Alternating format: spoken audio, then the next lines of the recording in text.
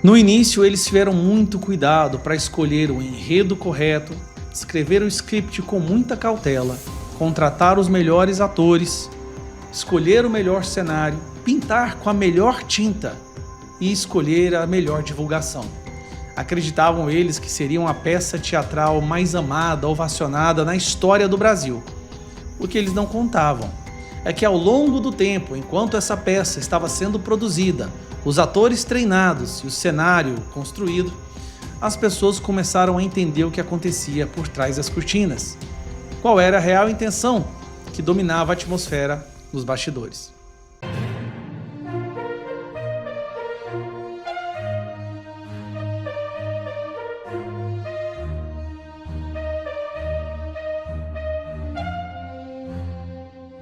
TSE manda retotalizar votos e 7 deputados federais podem perder a cadeira. É isso mesmo. A presidente do TSE, Carmen Lúcia, determinou que os tribunais regionais realizem em até 5 dias a retotalização dos votos das eleições de 2022 para o cargo de deputado federal. O objetivo é cumprir uma determinação do STF que pode resultar em uma dança das cadeiras na Câmara. 7 deputados correm risco de perder o mandato devido ao entendimento do STF, que invalidou a regra das chamadas sobras eleitorais em março e fixou que a medida tem efeito retroativo a 2022.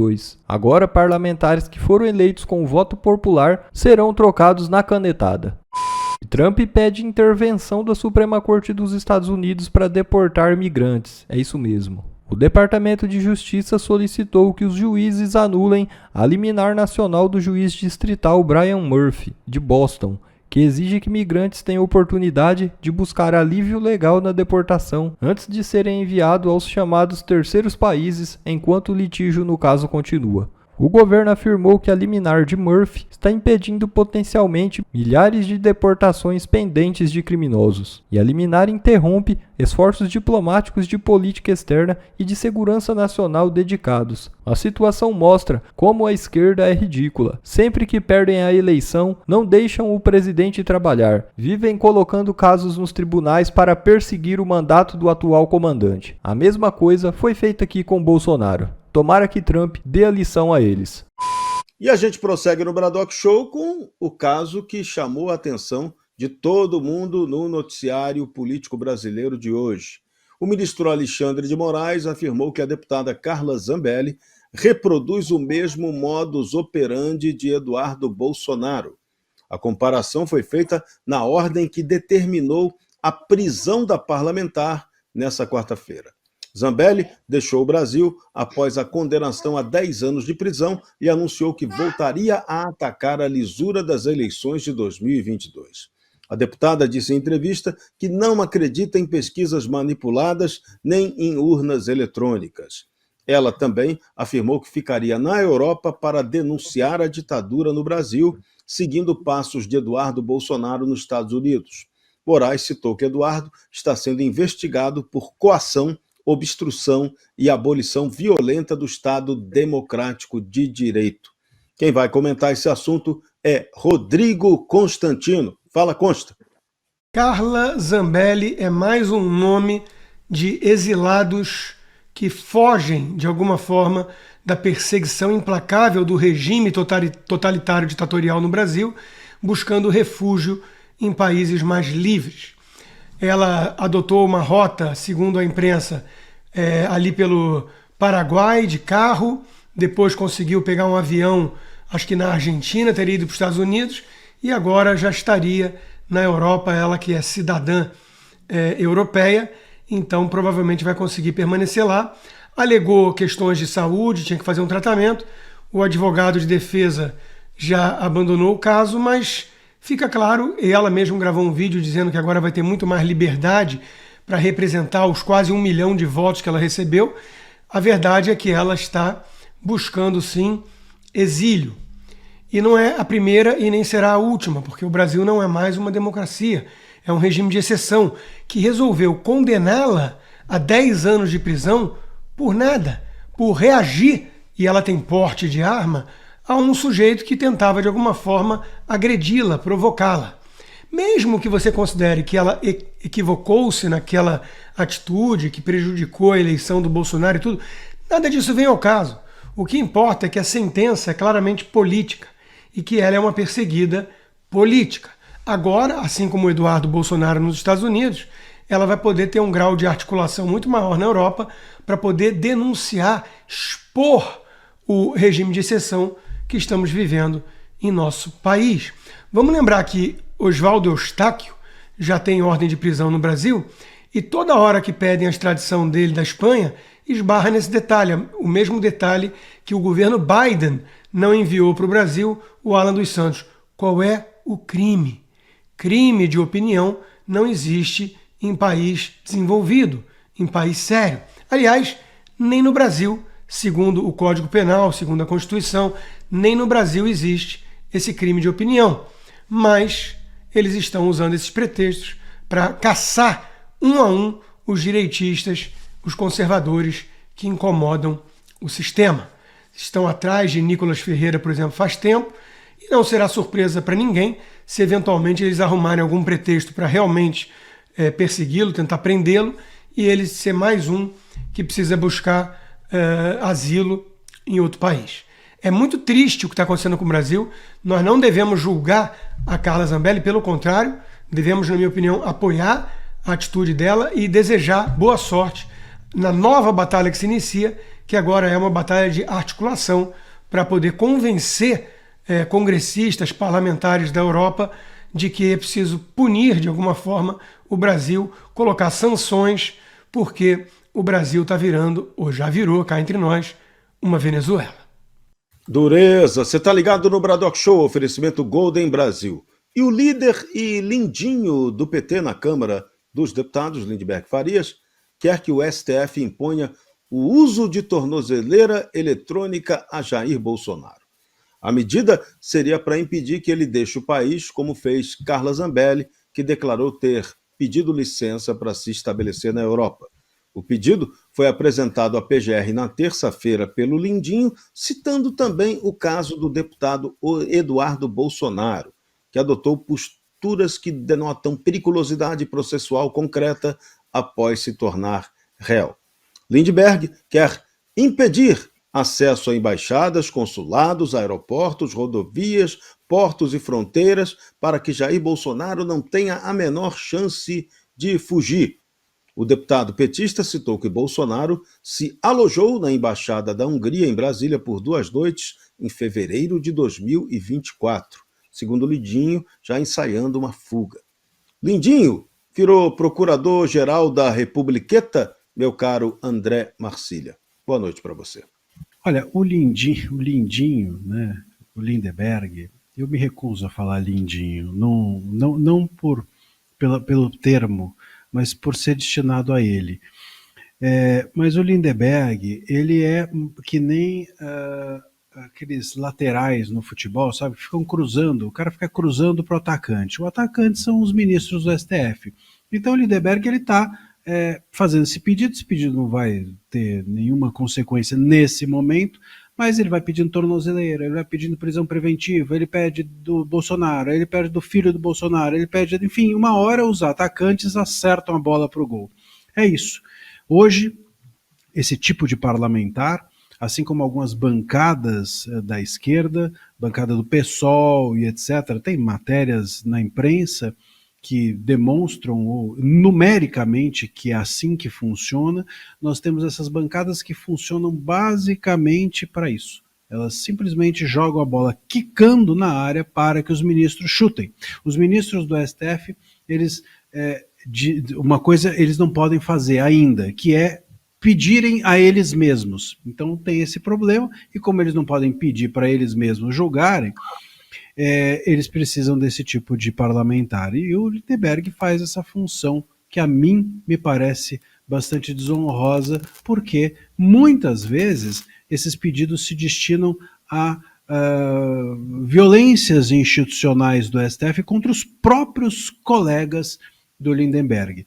Eu até, Serrão, a gente estava hoje juntos e eu até fiz essa outra analogia que eu acho que vale dizer aqui. O Lindbergh é aquele menino chato da escola que fica anotando o nome para a professora, né? Todo mundo que falar quando eu sair anota o nome. Ele anota o nome e depois conta para a professora. A professora são os ministros do STF. Repito, Não vai dar em nada esse pedido agora, mas em algum momento que for interessante politicamente para o STF, o Lindbergh será bem utilizado.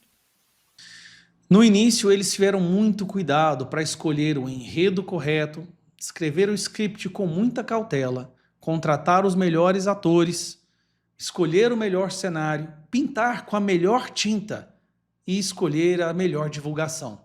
Acreditavam eles que seria a peça teatral mais amada, ovacionada na história do Brasil.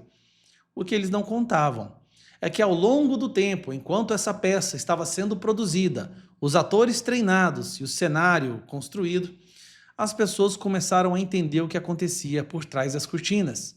Qual era a real intenção que dominava a atmosfera nos bastidores. O resultado disso é que depois de milhões e milhões envolvidos de dinheiro público nessa construção dessa peça fictícia, ninguém mais quer comparecer ao teatro. Já se sabe que é uma peça podre, com tinta barata, com atores comprados e que as intenções não são nem um pouco republicanas. E o resultado é esse. Depoimentos no STF escancaram fragilidades em tese de golpe e frustram a acusação contra Bolsonaro. Uma das principais batalhas que eles estavam travando era justamente a batalha de convencer a população de que Alexandre de Moraes e o STF salvaram o Brasil de um golpe de Estado terrível do Bolsonaro. Não colou. Hoje nós temos a maioria pedindo para que os prisioneiros sejam soltos, a maioria entendendo que isso não passa de uma perseguição política e não só isso. Os depoimentos que vieram à tona nessas últimas semanas agravaram ainda mais a percepção de que a justiça brasileira pode ser qualquer coisa menos justa. Esse caso chamou em específico a atenção. Felipe Martins. A forma como foi construída todo um enredo para prender o Felipe Martins, na ideia de que ele iria fazer uma delação sobre tortura, né, sobre presos, ele ia se render ao sofrimento e fazer uma delação, quando não deu certo, eles se viram desesperados tentando justificar a prisão dele. Documento forjado foi produzido, acredite ou não. Depois de um depoimento, o general fala que o Felipe Martins nem sequer estava na reunião. A situação, cara, é insustentável. Mais cedo ou mais tarde, esse totalitarismo do judiciário vai cair. E cada uma dessas pessoas pagará o preço. Bom, vamos lá, Márcio. Como tem muito depoimento, né, eu vou me ater aqui ao caso mais controverso, talvez, aí dessa denúncia, que é do ex-assessor internacional do Bolsonaro, Felipe Martins, que ficou preso ali preventivamente por 6 meses. Bom, tem um equívoco aí. Ele não ficou preso por 6 meses. Ele está preso ainda. Tornozeleira, todas as segundas-feiras tem que se apresentar ao tribunal, ao fórum, para assinar. Não pode viajar, não pode trabalhar. Ele ainda está preso.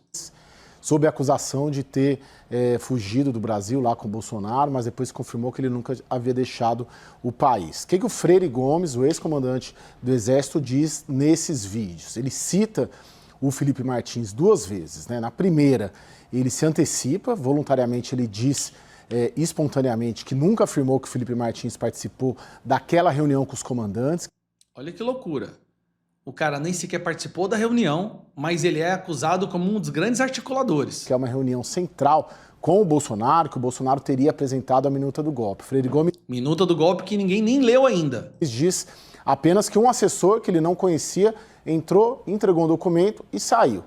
E que quem disse que era o Felipe Martins foi o delegado da Polícia Federal durante a instrução do inquérito. Depois, nesses vídeos aí que nós vimos agora, o PGR, Paulo Gonet, insiste nessa questão, porque ela é controversa, ela é importante também para a PGR esclarecer, e pergunta se era o Felipe na reunião.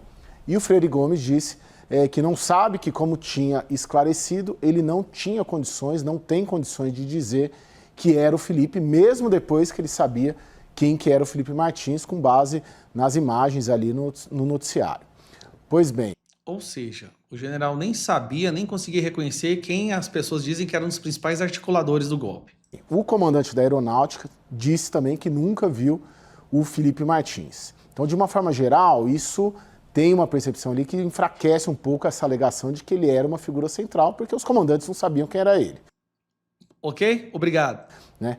Juntando essas falas com os depoimentos do Anderson Torres, ex-ministro da Justiça, que diz que nunca participou de reunião com o Felipe Martins. E o próprio Jair Bolsonaro, que nega também, essa tese da PGR pode vir a ser fragilizada e justamente essa acusação, né? Reforçando aí o que muitos acham, não necessariamente bolsonaristas, que ele só foi denunciado porque prenderam ele para tentar tirar uma delação premiada dele. Preste atenção. Até quem não é bolsonarista reconhece que um cidadão foi preso como forma de tortura, intimidação e coação para que ele falasse exatamente o que o Alexandre de Moraes queria ouvir para poder dar continuidade a esse teatro. Você escutou isso? Até quem não é bolsonarista. Justamente essa acusação, né? Reforçando aí o que muitos acham, não necessariamente bolsonaristas, que ele só foi denunciado porque prenderam ele para tentar tirar uma delação premiada dele e não conseguiram e agora precisa denunciar para justificar essa prisão preventiva de 6 meses. Na Lava Jato era assim também.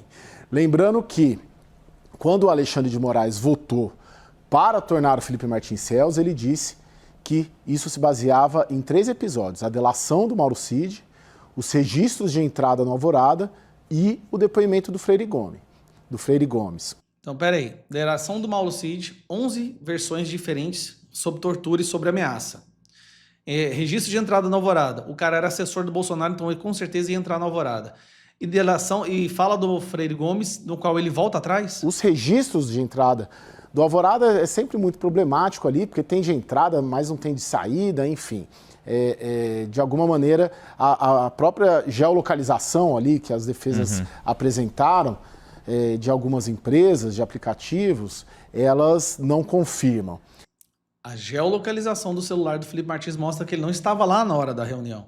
O depoimento do Freire Gomes, eu acabei de dizer, ele coloca ali uma dúvida e incerteza e sobra a delação do Cid, que a gente sabe, aliás, uma herança da Lava Jato, que delação premiada por si só não pode ser considerada um meio de prova isolado. Então, eu pegaria esse caso aí com uma interrogação para ver daqui em diante como que isso vai ficar a situação jurídica dele. É um dos maiores absurdos jurídicos já acontecidos no Brasil. Toda aquela revolta e indignação que a esquerda dizia sentir por conta da Lava Jato, que passou por 3 instâncias, tá? Primeira, segunda, STF, ela foi confirmada em 3 instâncias, está acontecendo agora numa escala muito mais grave, exponencialmente mais grave, só que na última instância sem o direito de recorrer. O Lula só não está preso hoje porque ele pôde recorrer para o STF, que achou que não conseguiu inocentar, achou uma tecnicalidade para soltar um criminoso. Eles estão fazendo algo 10 mil vezes pior que a Lava Jato. Com o Bolsonaro, com todos ali, com todos esses que são réus, com deputados federais, com todo mundo que reclama da ditadura que virou o Brasil. O coração já não aguenta mais de tanta indignação. Não aguenta mais. Tem hora que eu sinto pontada no meu coração de tanta indignação que eu sinto. O cara ficou preso 6 meses, 10 dias numa solitária. Tá preso ainda. Eles vão condenar ele, porque não importa mais se tem prova ou não. Tudo para salvar a democracia. Rapaz, eu tô com tanto medo dessa democracia do Brasil que eu acho que eu vou fugir para Venezuela. Bom pessoal, esse foi mais um vídeo, eu espero que vocês tenham gostado. Se vocês gostaram, deixa o like aqui para fortalecer nosso canal. Logo eu volto trazendo mais informações da política para vocês. Um forte abraço, fiquem todos com Deus e até a próxima.